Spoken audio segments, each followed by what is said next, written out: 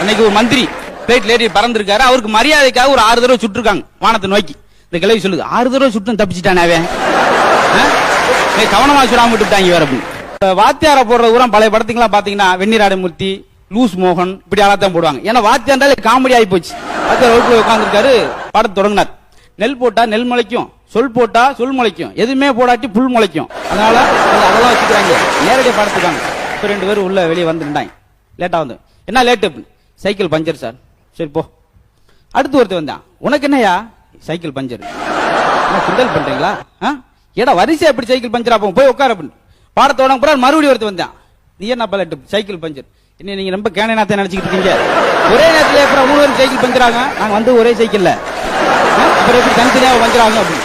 இதுக்கிட்ட அடுத்து ஒருத்தர் வந்து காயின் பாக்ஸ் போன் இருக்காரு, அதை தூக்கிட்டு உள்ள வந்தான். ஏடா காயின் பாக்ஸ் போன தூக்கிட்டு இந்த தூக்கிட்டு ஓடியாரு அப்படின்னு. நீங்க என்ன செல்போன்லாம் கொண்டு வரக்கூடாது,